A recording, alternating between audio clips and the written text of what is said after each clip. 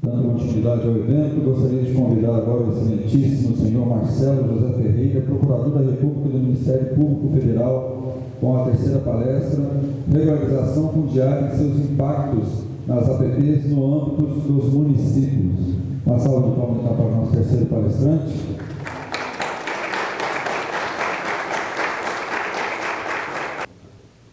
Muito obrigado, bom dia a todos. Vou ficar aqui em cima aqui para poder utilizar o passador de slide aqui.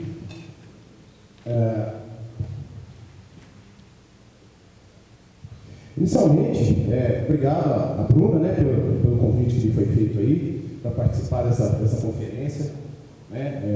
Fiquei muito feliz com o convite. Ano passado a gente já participou, já prestigiou o evento aqui. Uma iniciativa muito bacana, né, de unir os órgãos ambientais, né, as pessoas que se preocupam com o meio ambiente aqui da nossa região, né, as pessoas engajadas nesse ímpeto, né, de conseguir melhorar, né, as questões junto com a urbanização, né, as questões do meio ambiente, tudo que a gente precisa para ter uma vida digna, uma vida saudável, né. E só me apresentando aqui, meu nome é Marcelo José Ferreira. Eu sou procurador da República, do Ministério Público Federal, né, lá de Varginha. Nossa atuação, ela abrange aqui praticamente a região sul de Minas inteira, né, pegando aqui cidades de Varginha, Caxambu, São Lourenço, Pouso Alegre, Poços de Caldas, Boa Esperança, Baipedi, Aruoca, enfim, são mais de 130 municípios da região. E atualmente a gente atua bastante na área ambiental, né? Eu sou o procurador ambiental da região, junto com a colega Flávia Torres, lá de Divinópolis. Então, todas as questões federais, né, envolvendo o meio ambiente, unidades de conservações federais, florestas nacionais, né, questões que afetam, que passam, né, de um estado para outro, ou que afetem mais de um município, tudo isso cai nas mãos do Ministério Público Federal, né? Lembrando, né, que, por vezes, os membros do Ministério Público às vezes são taxados de inimigos do município, né? Ficam cobrando muitos municípios, né, acerca de questões, principalmente ambientais, né? Questão de lixão e tudo mais, está muito recorrente, regularização fundiária, que é o objeto aqui da palestra, mas a gente tem que desfazer esse dogma, né? Desfazer esse paradigma aí, esse preconceito, na verdade, porque o Ministério Público está presente para auxiliar, né? Para orientar, né? Nós somos um órgão consultivo, para isso existem as procuradorias dos municípios, porém, né, nada impede que as prefeituras, os procuradores do município os procurem para tirar dúvidas, né, para serem orientados, né, em que direção tomar, se isso ou aquilo pode ser benéfico à coletividade, ao interesse público, se pode ser benéfico à população, se não vai causar nenhum prejuízo, se é um ato ímprobo, se não é, enfim. Nós estamos abertos a esse diálogo, inicialmente na região de Marabá, no Pará. Então, fiquei por 4 anos na região amazônica, travei várias batalhas na questão ambiental, né? Sei das dificuldades daquela região, os problemas enfrentados com questão de garimpo ilegal, destruição da floresta amazônica, exploração desenfreada dos recursos minerais, ou dos recursos do bioma. Enfim, então a gente teve uma grande experiência ali lidando com madeireiros, garimpeiros, questão indígena também. Então tive toda essa bagagem, toda essa experiência e vim para a região aqui em 2009, né, final de 2009. Desde então estou lotado aqui e agora cuidando bastante também dessas questões ambientais, né. Então vamos lá. O objeto hoje da nossa fala aqui, né, e desde já eu peço desculpas que ontem, essa semana eu estava com a faringite atacada e até nem comentei com a Bruna não, mas quase que eu não consegui vir hoje. Ontem eu estava totalmente, acordei amanheci sem fala, então já peço desculpas por algum problema aqui na minha dicção, na minha voz, porque ainda está afetado, mas melhorou bastante. Vamos lá. Regularização fundiária, né, seus impactos na área dos municípios, né, especialmente nas APPs. A gente vem sofrendo, todo mundo está sentindo na pele, né, literalmente, a questão dos impactos climáticos, né, das mudanças climáticas, né, dos eventos extremos que têm ocorrido, seja de calor, seja de frio, seja de inundações, enchentes, né, chuvas desmedidas em uma região, seca extrema em outras regiões, né, lugares que às vezes a gente não via esses fenômenos ocorrerem, agora eles ocorrem, né, às vezes invertem essas situações, lugares onde o clima mais árido era preponderante, às vezes chove muito, e lugares onde chovia bastante, por exemplo, a região amazônica mesmo. Hoje em dia a gente vê períodos prolongados de seca, cada dia mais, né, aumentando os períodos. A gente tinha 2 meses de período seco, hoje em dia a gente já tem 4, 5 meses. Isso não é comum, não é normal achar isso, né? E esses eventos estão se tornando cada vez mais extremos e estão cada vez mais frequentes. E isso, obviamente, não tem nenhuma dúvida, impacta da ação humana. Desde a Revolução Industrial, nós estamos sentindo a evolução da humanidade caminha, infelizmente, caminhou durante um bom tempo, junto com a utilização desmedida dos recursos aí, minerais, ambientais, exploração das florestas. E não havia, principalmente no começo da Revolução Industrial, não havia qualquer tipo de preocupação com a questão ambiental, com o uso regular de todos os meios ali à disposição. E aqui no nosso país, nós sentimos isso com bastante ênfase, começamos a sentir a partir da década de 70, que começou, a população começou a migrar da zona rural para a zona urbana, a população aumentou bastante, houve uma época aí que as famílias era comum ter 8, 9, 10, 11 filhos, meu pai mesmo tinha 10 irmãos, então era uma constante isso na nossa sociedade. E houve, com a migração das pessoas para os municípios, começou a haver um fenômeno aí de ocupação irregular, dos solos, das propriedades, das áreas, de um modo geral. E com isso também, houve também um avanço aí na indústria, no comércio e tudo mais. E a legislação sempre esteve um passo atrás de toda essa evolução, digamos assim, do ser humano e aqui no nosso país.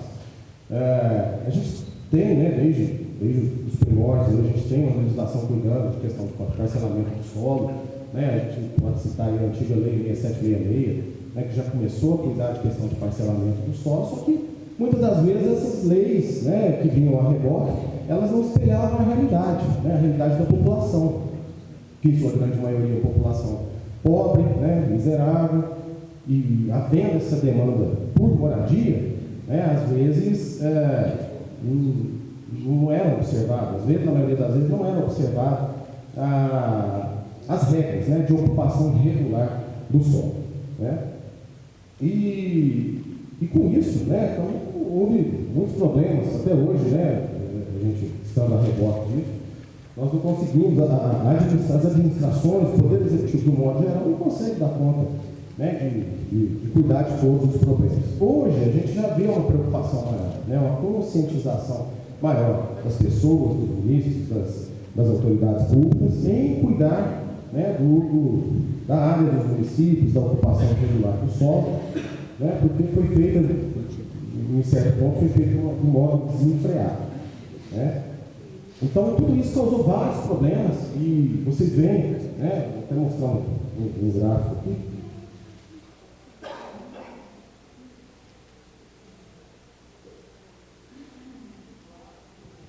Um gráfico aqui, já voltando um pouquinho, um gráfico aqui da evolução da temperatura média global. Isso aqui é muito interessante.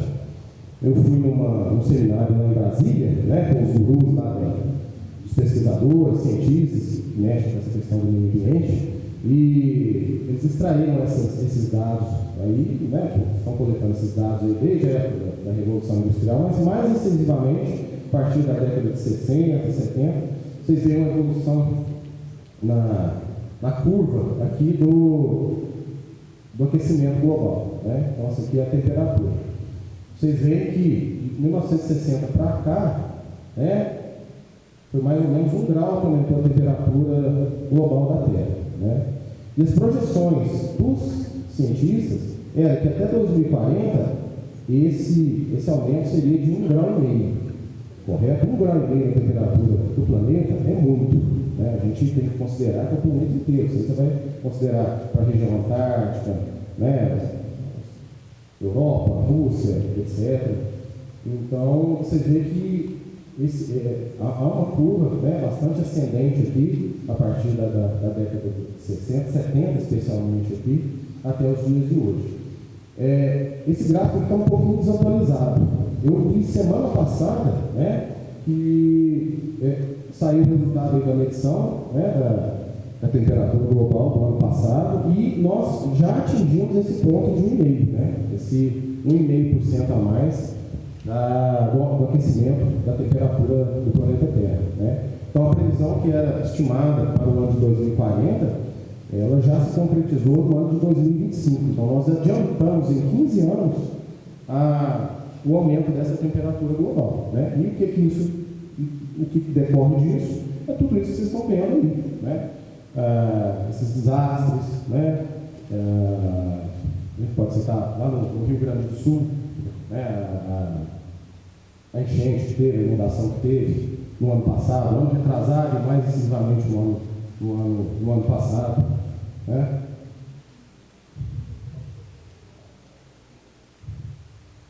Vou mostrar aqui para vocês. Esse aqui é o gráfico, né, que eu tirei da internet aí. Aqui nós temos, vocês estão dando para ver, aqui nós temos a área do município de Porto Alegre, né, lá no Rio Grande do Sul. Banhado aqui pelo rio Guaíba, né? Então depois tem a água dos Patos aqui embaixo. Enfim, essa aqui é a contextualização normal, a imagem de satélite tirada antes, né, da enchente que ocorreu no ano passado. E essa aqui já é a imagem, né, já com a inundação. O pico da inundação. Vocês veem que a área alagada ela foi muito extensa, né? Então atingiu bastante município aqui. Aqui nós temos o município de Porto Alegre, mais para cima aqui tem o município de Canoas, acho que aqui é Sapucaia, também município.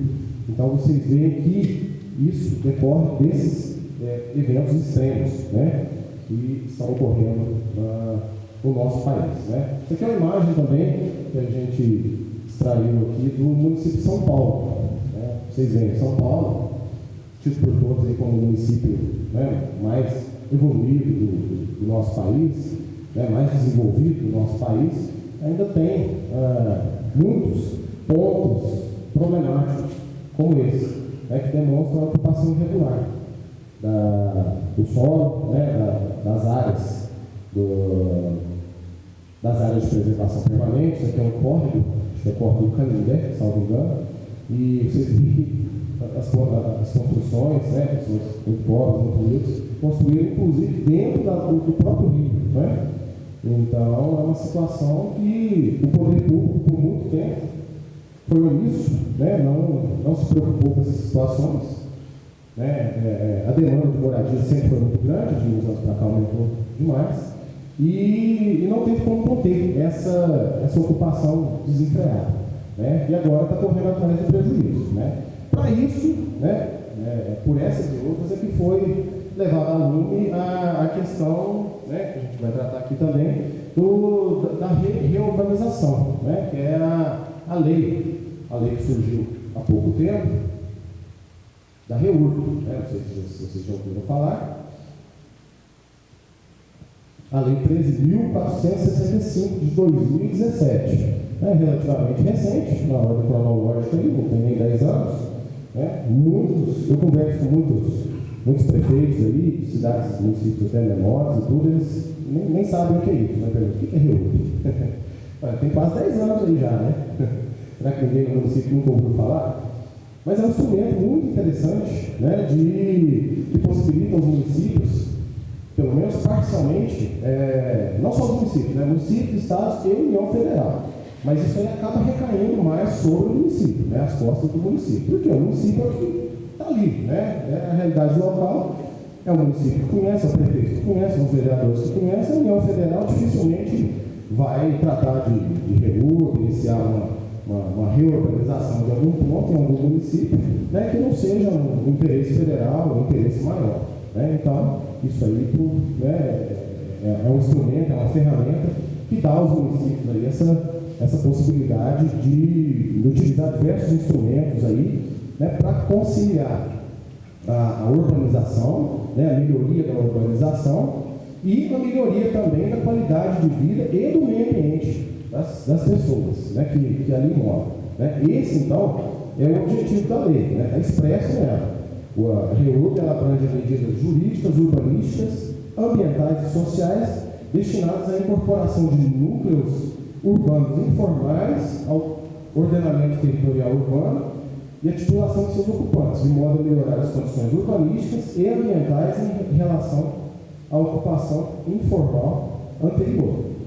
Então, vocês veem que é um instrumento muito interessante, né, que os municípios têm à sua disposição, que agora eles podem utilizar aí para melhorar essa questão da qualidade de vida dos seus municípios. Né? Quais são os benefícios? Os benefícios são óbvios, né? É melhorar a qualidade de vida de determinada região. Né? Você tem, por exemplo, uma ocupação, né? um processo de favelização em determinado local, né? As encostas de morro, íngremes a mais de 45 graus, que é uma área de preservação permanente. Pela lei, né? Todas as leis ambientais nossas, desde as mais antigas, já consideravam a impossibilidade de se construir nessas áreas. Porém, isso nunca foi observado à risca pelo poder público. E foi sendo permitido, né, principalmente nas capitais, nas grandes cidades, esse processo de favelização. Né? Isso decorre diversos problemas ali ambientais e problemas, né, a saúde das pessoas, segurança, a vida das pessoas. Né? Quem não se lembra aí dos problemas nas encostas aí de Petrópolis, Teresópolis, alguns tempos atrás, né? Diversas pessoas, centenas de pessoas perdendo suas vidas nos deslizamentos decorrentes de chuvas torrenciais. Né? Então, assim, fenômeno climático, né? A gente às vezes não pode prever, não pode conter, mas também, se não houvesse essas ocupações irregulares nesses locais, né, o dano não seria tão grande, o estrago não seria tão grande, vidas tão importantes não seriam ceifadas. Né? Então, os benefícios são inúmeros. Né? Ele proporciona, né, a REURB proporciona uma segurança jurídica tanto para a municipalidade, né, que vai ter à sua disposição uma área totalmente renovada, né, com acesso, melhorando as vias de locomoção, melhorando a questão ambiental, do entorno, né, as áreas de preservação, e vai proporcionar também segurança jurídica para os munícipes que se encontram numa situação irregular, na situação informal. A situação informal que a gente diz aqui, inclusive, nem é daquela pessoa que está totalmente irregular. Né? Às vezes vem uma legislação posterior ambiental que é mais, digamos assim, mais dura, né? Com relação a determinado ponto. Por exemplo, aumentou a área de preservação, a APP de um determinado local, e aquela pessoa estava ali, né? Pelas normas ambientais, a pessoa tem que se adequar ali, tem que demolir, destruir, readaptar e se readequar àquela nova situação jurídica. Né? Então, a REURB vem também com esse intuito, né, de proporcionar segurança jurídica para a pessoa que está ocupando ali, né, de modo a ela regularizar a sua propriedade, a sua situação, porque a gente vai, né, houve um estudo aí que concluiu que 80% dos municípios brasileiros têm algum tipo de ocupação informal. E eu acho que até mais do que os 80%, porque o nosso histórico, né, é de não planejamento dos municípios, da criação dos municípios. Né? Vocês têm municípios planejados, né, no país, como por exemplo Brasília, Palmas, Goiânia, que tem um pedaço lá que é planejado, Belo Horizonte mesmo, né, tem a parte do centrinho ali que foi toda planejada, toda pensada, só que, né, com um aumento populacional, com demanda por moradia, tudo isso foi por água abaixo. Né? Você mantém aquele trecho planejado, aquele ponto planejado, mas nas periferias, né, o desordenamento vai crescendo, vai inflando e perde o controle. Né? Então, por exemplo, Brasília, você tem lá a região de Brasília mesmo, central, que é o plano piloto, né? Quando você está chegando ali de avião, você olha por cima e fala, nossa, que lindo, né? Tudo bonitinho, tudo planejado, as vias grandes, largas, né? Proporcionam um escoamento fácil ali dos carros, dos veículos e tudo mais. Só que você saindo dali, você já tem as cidades satélites, né? Algumas delas foram um pouco planejadas, mas a maioria delas foi formada a partir da ocupação desordenada, desenfreada, né? Então, a REURB visa proporcionar, pelo menos em alguma medida, uma segurança jurídica maior para as pessoas que se encontram nessa situação irregular, né? Então, ela possibilita que a pessoa regularize a sua situação cartorária, né? Possa fazer o registro do seu imóvel no cartório de registro de imóveis, né? Né, possibilitando, inclusive, também a inclusão social, né? Inclusão social das pessoas, terem uma melhor qualidade de vida, né? Vocês veem, por exemplo, as comunidades, né? Rio de Janeiro, né? Vulgarmente chamado de favelas, as pessoas não têm acesso a transporte público, não têm acesso a rede de água, esgoto, né? Não tem. E aquilo ali vai para onde? Né? Tudo é despejado na natureza, é o meio ambiente que sofre com isso, né? E as pessoas se encontram em situação precária, né? Aumenta o índice ali de infecções, né? de problemas, né? Estomacais, problemas de saúde. Então, né? A REURB, né? Possibilita diversos instrumentos da prefeitura, aos municípios, para poder melhorar a questão do planejamento e tudo mais. Ela vai possibilitar essa inclusão social das pessoas, né?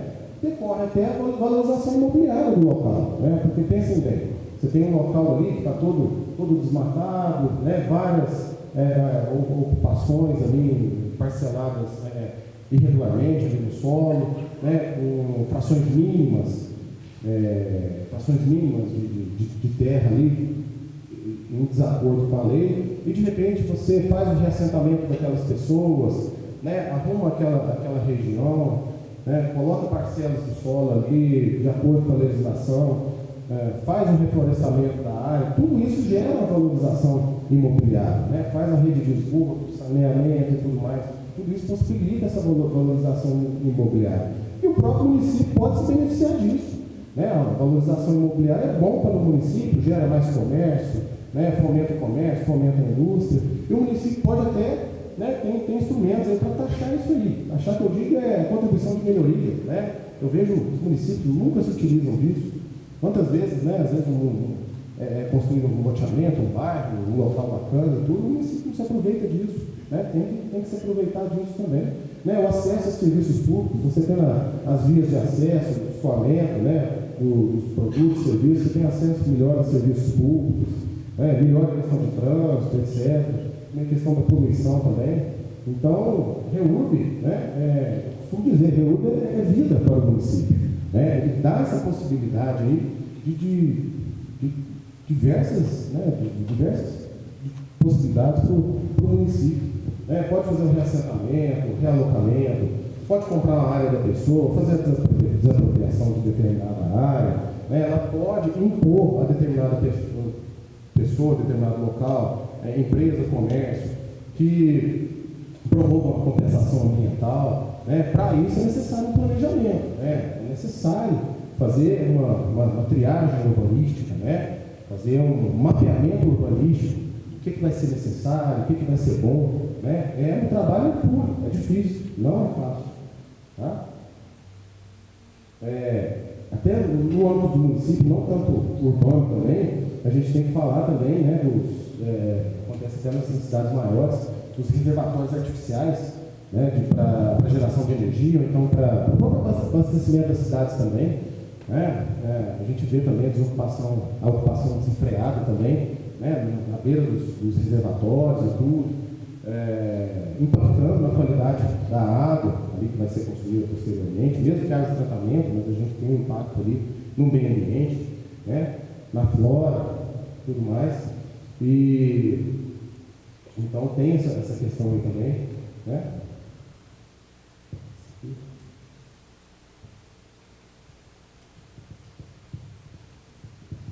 A REURB, né, ela para além da questão, né, dentro do município, né, o grande impacto que pode ocorrer é nas áreas de preservação permanente, né, como eu falei, o próprio reservatório artificial, nas beiras dos córregos, beiras dos rios. A ocupação, né, o processo de urbanização no nosso país, na nossa região do nosso país, é feito através dos rios, né? Então, Você tem lá, desde que os colonizadores portugueses chegaram aqui, a meta deles era ocupar a beira dos rios. Onde tinha rios, sempre chegava a ocupação, criava-se uma vila, depois um distrito, e aí formava-se cidade.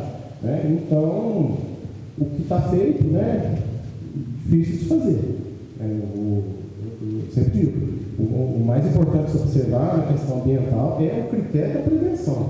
Né? Se você prevenir todos esses danos, fizeram um planejamento urbanístico, planejamento da sua área rural e tudo mais, você acaba, né, prevenindo uma série de problemas, né, que vão ocorrer. Né? Então, as áreas de preservação permanente são um dos focos principais aí do processo de reúno, né? Como eu falei. Né? Depois que já está instalado ali diversas casas na beira do rio, na beira do córrego, igual eu mostrei ali na cidade de São Paulo, é difícil você desocupar a pessoa, desocupar aquela área, né? Você não vai retirar a pessoa ali à força. Né? Para os governantes, isso aí é terrível. Né? A gente sabe que depende dos votos, né, da eleição e tudo mais, e você tomar uma decisão, né, que desagrade a uma parcela da população, com certeza nenhum governante quer isso. Né? Mas tem essa possibilidade, né, de fazer o reassentamento das pessoas em outro local, um local mais organizado, a gente tem a rede de água, esgoto, né, e tudo mais. Então, nós vemos aqui, ó, margens de rios, encostas, nascentes, né, as funções ambientais da REUB na área de preservação, proteção de mananciais, né, esses reservatórios que eu falei para vocês aí, né, são os mananciais ali, que abastecem a cidade, que abastecem, né, a rede elétrica, né? Prevenção de desastres naturais, uma das coisas mais importantes.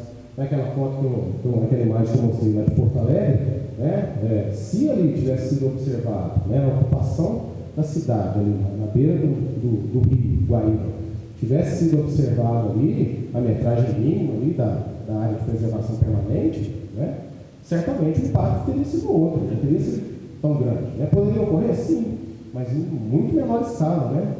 Você viu pelas imagens, a gente viu na televisão, né, diuturnamente na época, a água invadindo o telhado das casas. Né?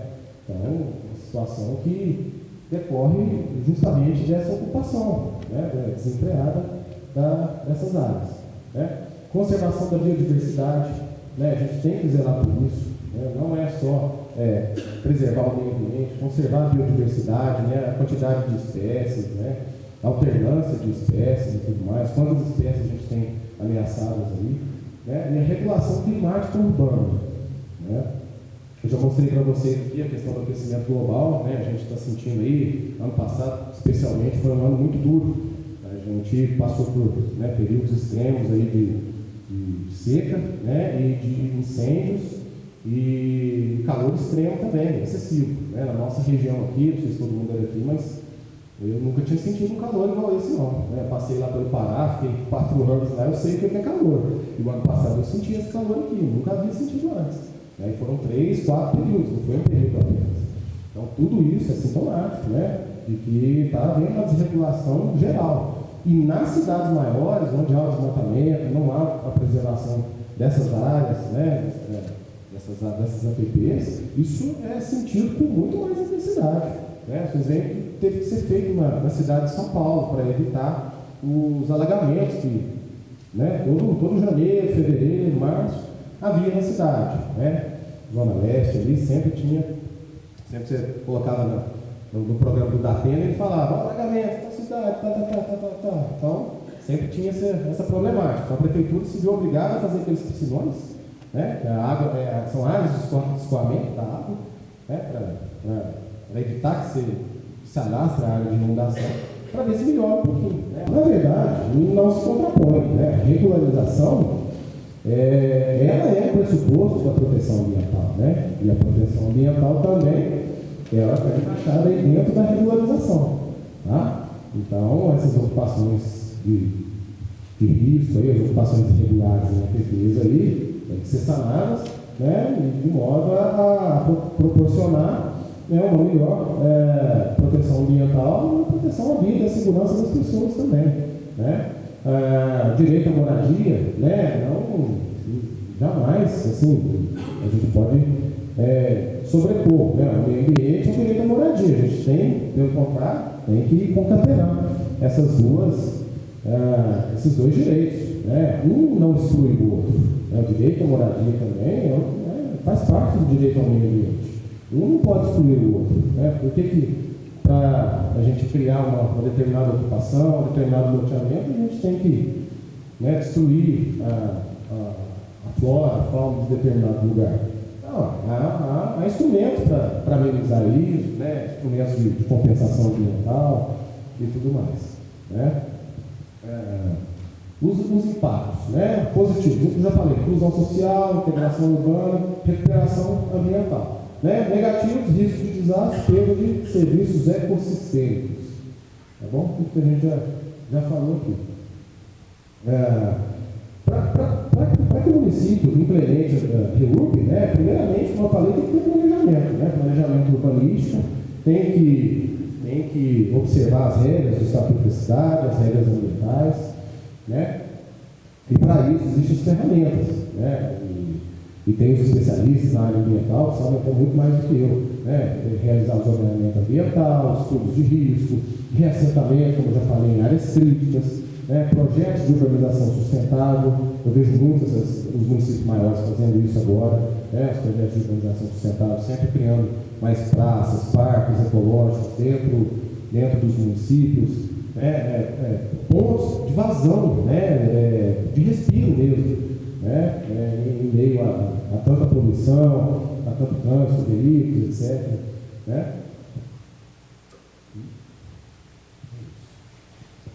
Então, para concluir, pessoal, a regularização, né, prevista aí na REURB não é inimiga da preservação ambiental. Muito pelo contrário, elas andam passo a passo, juntas.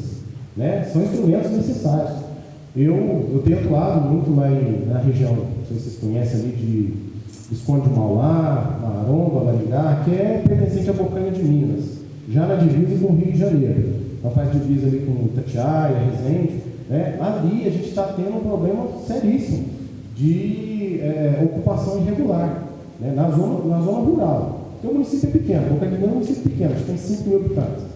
E a zona rural parece que já está inclusive com mais habitantes que a própria zona urbana. Né? Então esse é um fenômeno inverso que a gente tem observado ao longo dos últimos 40, 50 anos. Né? Então estão sendo criados núcleos, né? E daqui a pouco vão ser chamados de distritos, dentro do município, mas na zona rural, que estão totalmente regulares. Né? As pessoas que chegam ali, principalmente pessoas vindas de fora, né, querem aproveitar o local, a região é muito bonita, né, muito bela, ainda bastante preservada, Mata Atlântica é muito tocada. Então as pessoas que chegam ali, elas acabam causando uma pressão ali na região, né, comprando lotes, aí, então você tem, né, os fazendeiros de antigamente, eles estão se desfazendo de suas fazendas, né, a terra valorizou muito, então está havendo parcelamento irregular do solo, né, desmembrando as propriedades ali, e tudo irregular. Ninguém vai conseguir, qualquer um que esteja comprando ali, não vai conseguir a regularização perante o cartório de registro de imóveis. Né? Nem adianta, não tem como. É impossível, do modo como está. Né? Então, nós estamos em tratativas com esses 3 municípios, Bocanha de Minas, Resende e Itatiaia, para a gente tentar solucionar isso aí. E uma das ferramentas que está sendo utilizada é a REURB. Né? Então, esses locais de adensamento populacional grande, o município vai incorporar a zona urbana, transformar em zona urbana, né? Zona rural vai virar zona urbana, e aí, né, pelo menos, parcela do problema está sanada, né? A questão do parcelamento irregular do solo, só que aí vai ter que começar a fazer o saneamento básico, né? Esgotamento, água, né? Questão de transporte escolar, transporte público, coleta de lixo. Tudo isso a gente está em tratativas com o município, porque hoje em dia é tudo desordenado. As pessoas pegam e jogam lixo ali no rio, né? Tem 2 rios que atravessam ali, um deles é o Rio Preto, na beira das casas ali, a pessoa joga no rio. E ali, esse rio ali é da Serra da Mantiqueira, que vai dar ali no Paraíba do Sul, enfim, é um rio muito importante ali para a população. Né? Então a gente está em tratativas aí de modo que haja essa REURB e concilie com a preservação ambiental. Né? E para isso é necessário políticas públicas integradas, né? A gente não pode fechar o olho, né? Para determinada região. Esse problema que eu citei ali, de Bocaina de Minas, etc., de Visconde de Mauá, ela é um problema regional, né? Que abrange 2 estados, inclusive, da federação. Então é um problema que tem que ser solucionado através de políticas públicas integradas entre os municípios e entre os governos, tanto do estado de Minas quanto do estado do Rio de Janeiro. Né? Não adianta fechar os olhos e falar, resolvi o problema na parte do Rio de Janeiro, de Minas Gerais ali, não fiz nada com isso. Não vai adiantar. Né? O problema é um só. E a solução tem que ser conjunta. Não pode tentar se desfazer disso. Né? E como eu falei, os municípios são os protagonistas da REURB, né? Apesar de a lei prever que tanto os estados da federação quanto a própria União Federal podem, né, podem ser protagonistas no REURB, mas os municípios é que tem que tomar, né? Colocar debaixo do braço, fazer o dever de casa e tomar as providências necessárias para fazer essa regularização. Né? É difícil? Não é fácil. Depende de recursos? Depende de recursos. Claro, o município pequeno vai ter dificuldade de fazer isso. Mas para isso a gente tem os seus convênios federais, né? Convênio com o FUNASA, etc. Então, tenta-se dar um jeito. Né? Não é simples, né? É complexo. Muitas pessoas ainda não conhecem esses instrumentos, né? Muitos prefeitos, né? Os executivos não têm nem noção do que seria isso, mas é um caminho, é um passo que tem que ser dado. Né? A gente não pode fechar os olhos porque os problemas estão aí e vão se avolumar e vão se agravar. A gente não pode fechar o olho para isso. E tem que partir de nós, né? Os municípios menores têm que começar a fazer isso. Não pode só achar, o problema está lá no município grande, a favela está lá no município grande. Não, aqui a gente tem problema também. E é aqui que a gente tem que começar a sanar todos esses problemas, apesar de todas as dificuldades, né? De modo a conciliar a questão de moradia e tudo mais com o meio ambiente. Bom, é isso, pessoal. Espero que tenha passado para vocês aí, né? E obrigado, Bruno, mais uma vez pela oportunidade, né? E que esse evento, né, se estenda para os próximos anos, cresça cada vez mais e desejo muito sucesso. Obrigado.